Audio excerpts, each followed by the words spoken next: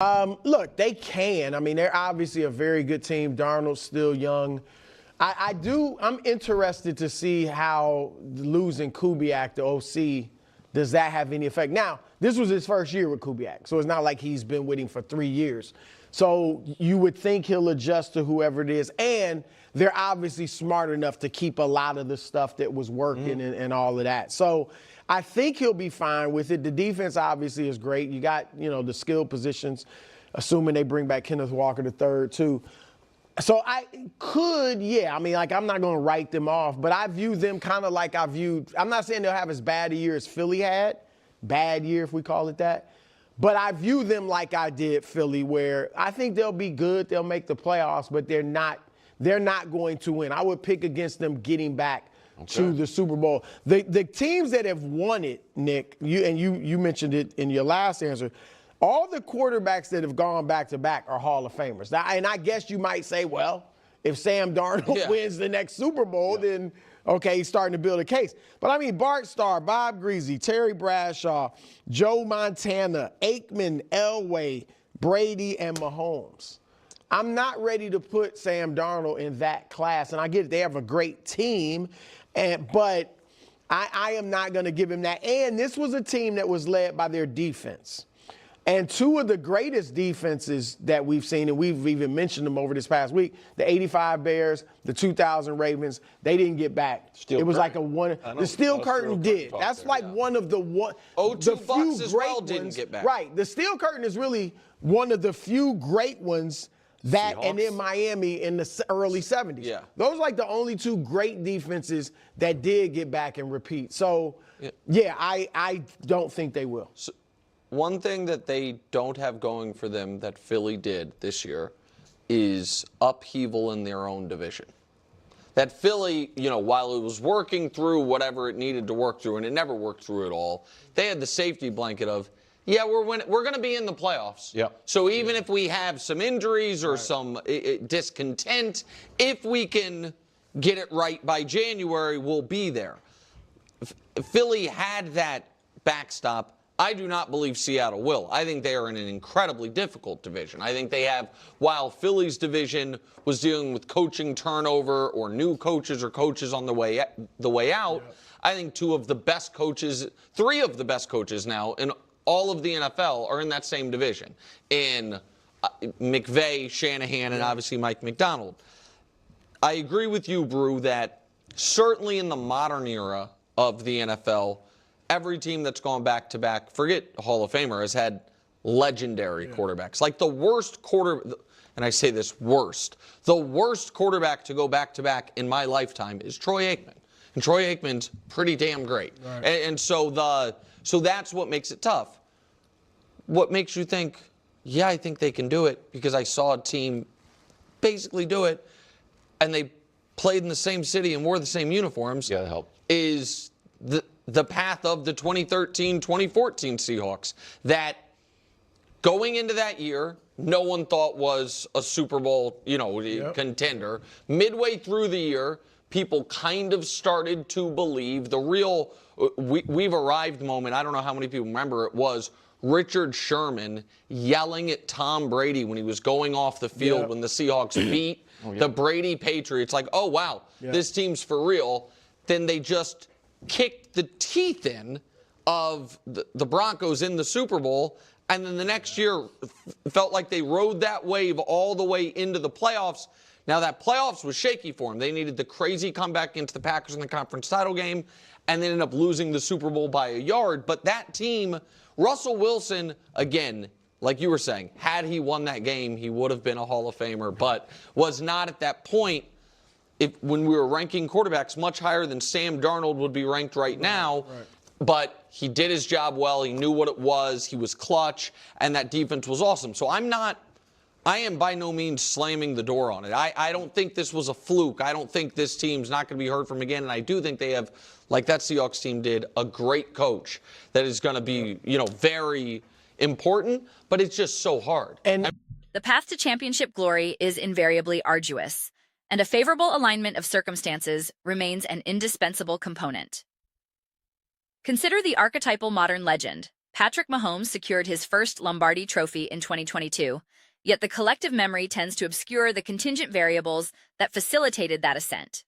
The prevailing narrative conveniently assigns culpability to Jalen Hurts for the aberrant fumble, that phantom turnover that materialized at the most inopportune moment. That was fortuitous. That was a gift. The subsequent championship campaign in 2023 featured a Super Bowl opponent in Brock Purdy, a quarterback whose capabilities Nick Wright persistently diminishes. Additionally, that contest required overtime for resolution. The AFC Championship game that same season saw the Chiefs contain Lamar Jackson and the Ravens to a mere 10 points, a defensive masterstroke aided immeasurably by Jackson's multiple turnovers. Provide Baltimore with a marginally more efficient offensive outing, and the prospect of a Kansas City repeat evaporates. This is the essential, frequently suppressed truth. Even transcendent quarterbacking figures exist within ecosystems of contingency. You require the opposition signal caller to mishandle the football. You require interceptions at propitious junctures. You require a field goal attempt to drift wide. You require receivers to experience uncharacteristic lapses in concentration. You require Travis Kelce to execute a reverse-diving, falling, one-handed reception in the end zone against Baltimore. A catch that defies conventional physics and probability. These are not embellishments to greatness. These are constitutive elements of its realization. Even at the apex, even with the certified legend, the distribution of fortunate occurrences must favor you. The Seattle Seahawks will inhabit this identical, probabilistic universe. Their forthcoming campaigns will be no exception to these universal laws. The competitive landscape they must navigate remains densely populated with elite obstacles. There is Sean McVay and Matthew Stafford with the Los Angeles Rams, perpetually scheming in the margins. There is Kyle Shanahan and the San Francisco 49ers, whose ceiling remains stratospheric conditional upon health normalization. There is the unresolved question of that franchise's trajectory. There are the Kansas City Chiefs, the Buffalo Bills, the Baltimore Ravens, the Cincinnati Bengals. The ecosystem is unforgiving. It is genuinely unforgiving. This contextual difficulty renders Philadelphia's achievement, 2 Super Bowl appearances within a 3-season window, statistically anomalous. Following the Eagles' championship victory, when the discourse immediately pivoted to dynasty projections and consecutive title potential, I registered my dissent. I articulated then, and I reaffirm now, that sequential championships are not the appropriate metric. Back-to-back, three-peat, these semantic distinctions hold minimal intrinsic significance for me. My analytical framework operates differently. The Seahawks have constructed something formidable. They are young. They possess financial flexibility. They are guided by an elite defensive mind. They employ a quarterback who has silenced his detractors. They have already secured the ultimate prize. The organizational objective now crystallizes. Replicate that achievement within the ensuing competitive window. This franchise now operates on a fresh 3-year timeline.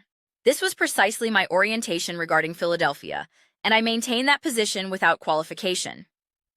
The unavoidable complication, however, is the departure of Clint Kubiak. His coordinative influence on the offensive infrastructure was substantial, and such transitions are perpetually precarious. This represents the perennial dilemma facing organizations that develop coaching talent. Your architects become external acquisition targets, so the forthcoming campaign will be analytically fascinating. You are absorbing a loss on one side of the ball.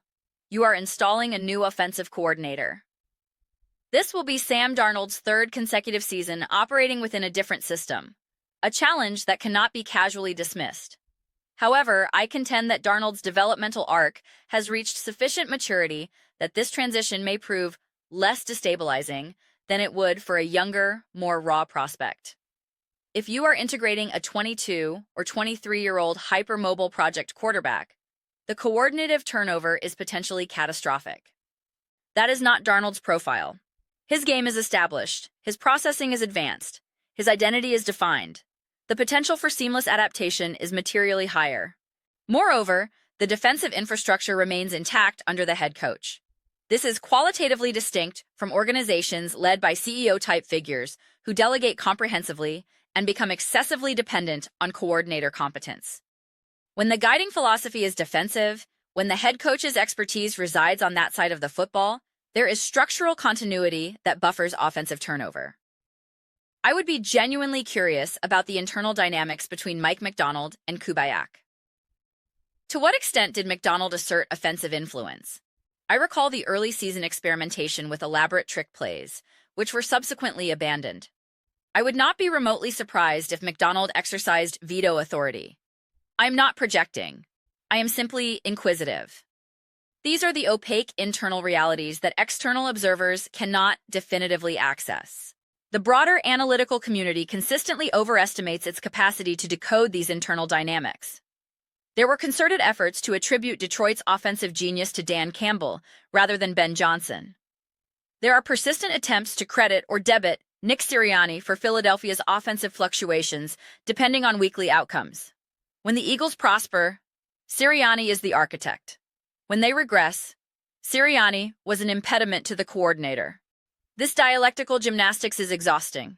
The reality is that absent privileged insider access, which I do not currently possess, definitive attribution is impossible. All of which frames the central question: can the Seahawks achieve consecutive championships? The answer is affirmative in principle.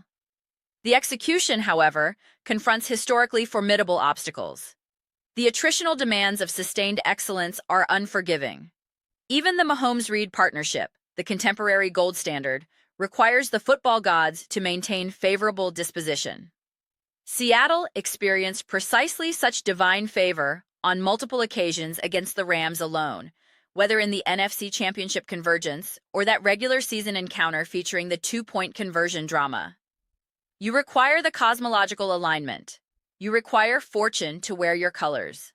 Most organizations do not enjoy multi-season tenancy on fortune's preferred address. Nevertheless, the foundational elements for sustained contention remain intact. The defensive unit should retain its elite classification. The offensive identity is the primary unknown variable. I am not predisposed to assume regression, but uncertainty is unavoidable. What is Cooper Kupp's performance trajectory entering this phase of his career? How will the offensive line cohere? Will the playbook expand under new leadership, embracing greater aggression, or contract toward conservatism? Will Sam Darnold be empowered to assume greater schematic responsibility? I genuinely cannot project with confidence. This indeterminacy itself constitutes the distinguishing variable from a scenario where Kubiak had remained. With continuity, you possess the institutional memory to calibrate aggression, to experiment, to retrench when necessary. You know how to right the vessel when it lists. With a new coordinator, the margin for experimental error narrows. The troubleshooting capacity is unproven. The navigational familiarity with turbulent waters is absent. These intangibles are not trivial, all of which returns to the foundational reality. Seattle is an exceptionally well-governed organization. This is not speculative. It is empirically demonstrated. There exists no evidentiary basis to presume their imminent exclusion from the championship contender tier. The pathway to back-to-back is brutally narrow, but it is not sealed. The odds reflect this reality. The roster reflects this reality. The coaching infrastructure reflects this reality. The remaining variables, health, fortune, coordinative integration, will determine whether potential crystallizes into repetition. These reflections represent my personal assessment. I am genuinely eager to receive your alternative formulations. What is your evaluative judgment regarding the Seattle Seahawks? Do you project them capable of consecutive Super Bowl conquests? They currently possess the most favorable championship odds in the league. Do these accurately reflect organizational reality, or does the market overestimate continuity in the wake of significant coaching transition? I invite you to articulate your positions within the comment infrastructure. I commit to comprehensive examination of each submission. Whether your orientation aligns with or diverges from my own, I welcome substantive engagement. Let us deliberate. Let us constructively dispute. Ultimately, let us derive satisfaction from this collective exercise. I also formally request your consideration of channel subscription. We are cooperatively cultivating an exceptional community in this space, and your participatory inclusion would be authentically valued. My aspirational objective is the construction of a collective environment characterized by genuine mutual connection, a community we authentically experience enthusiasm about joining. I am persuaded we are making significant progress toward this objective. Please also consider bestowing affirmative acknowledgement upon this video content, as it materially enhances content visibility and algorithmic discoverability. I express my profound gratitude. I will convene with you in the subsequent installment.